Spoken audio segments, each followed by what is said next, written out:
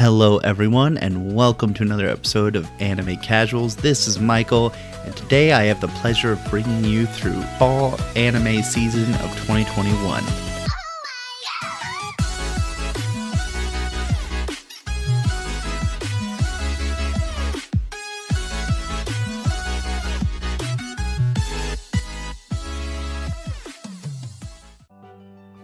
Now, this is my first time watching many of the anime in this season. Normally, I only pick about 2 or 3, probably like a lot of you casuals out there. Can't keep up with everything, but this year, I am trying to watch as many anime this season as possible. And honestly, I've been surprised about how fire a lot of these anime are. I'm going to cover 2 anime first that we're covering on a weekly basis, very quickly, and if you haven't started watching them, well, come on, catch up, and you can listen to us weekly on our podcast. The first one is Platinum End, which is about 13 contestants in a competition to become God, and this is also made by the creator of Death Note. Now, what I love about this, it's got all the depth of knowledge that Death Note had. They have 999 days before the competition is over, and the most worthy candidate becomes the next god.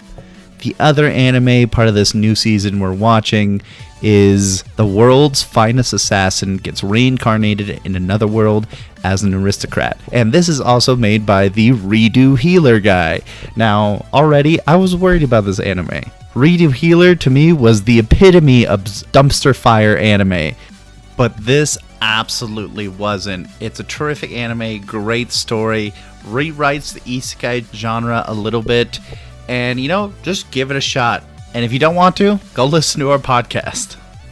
Now, another anime with an insanely long name is Banishment, the Hero's Party. I decided to live a quiet life in the countryside. Now, at first, I thought this was going to be an isekai for the way the trailers for it started appearing, but I'm so glad it's not.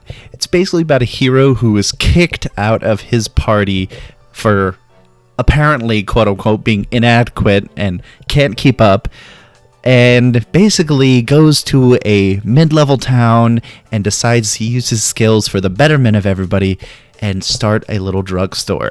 Now, it's a sweet story that's a little bit slice of life until it starts getting down to gritty details on the background of this hero, his sister, and this other character called Rit. Now, if you're still in the mood for some creepy anime, well, I've got one for you. It's called Moroku-chan, which is all about an ordinary high school girl named Miko who has a very unfortunate ability to see creepy ghosts and spirits that surround her school and the city around her. Now, instead of trying to get rid of them or getting special powers to banish them, she tries to ignore them. And frankly, it doesn't work out so well for her, but I think after watching this anime, you may grow to dread these words. Can you see me?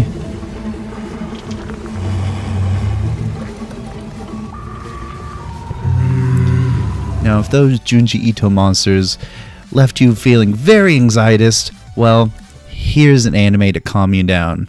It's Komi-San Can't Communicate. This is all about a high school girl named Komi who deals with extreme social anxiety, which has caused her not to be able to make friends since elementary school. This is one of the few anime I've seen actually tackle the subject of social anxiety. I know several people who have it, and they just struggled to form relationships with new people and continue ones with old. So I'm glad to see an anime that's so heartwarming put a spotlight on this subject. Now let's focus on an anime that I really haven't watched too much of, but I think I've watched enough. This is Fate and Music slammed together. So we have Talked OP Destiny, which is a world devoid of music, at least music that can be played out loud. Many kids grew up without it completely, and whenever there's a concert or there's a traveling symphonia group, it's a special event.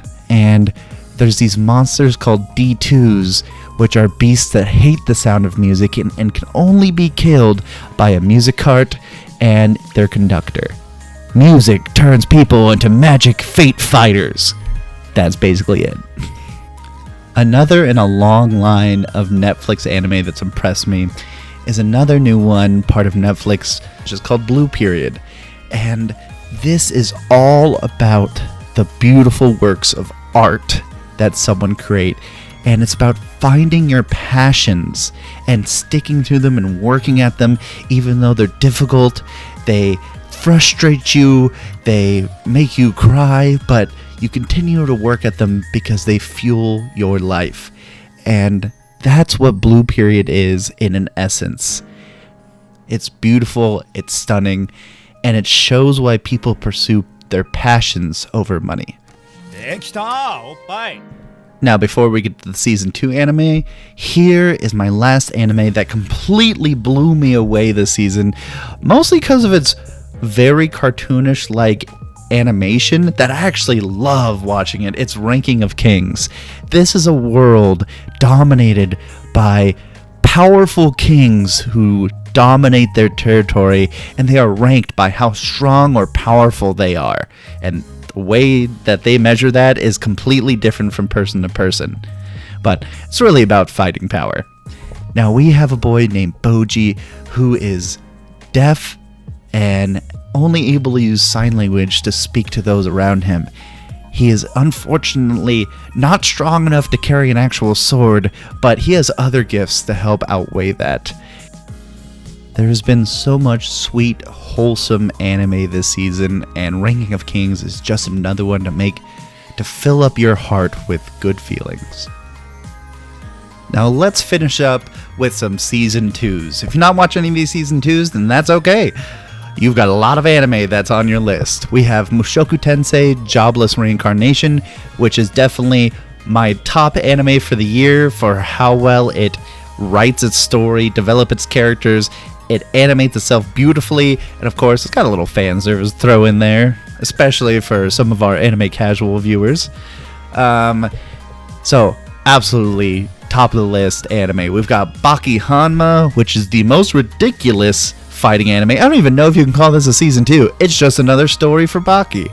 And this is leading up to the fight with his dad. And if you ever watch any Baki and you love fights, this is high up there for crazy techniques and ridiculous animation. We have Demon Slayer Season 2, the first 7 episodes of which are all about the movie that came out, with a little bit of added animation in there, and it's really wonderful. And last but not least, we have an upcoming Blade Runner animation that's coming out on Netflix. If you like Blade Runner like I do, absolutely go watch it. Well, that's been my first wrap up of any season at all. This is fall season 2021. If you enjoy that, I would love to do more because, it just gives me more excuse to watch more anime, and I always love that. If you want more Anime Casuals content, we have plenty of playlists and podcasts out there under your Anime Casuals the name. If you want to contact us, you can contact us at animecasualsreal, REAL, @gmail.com. And as always, everyone, keep it casual.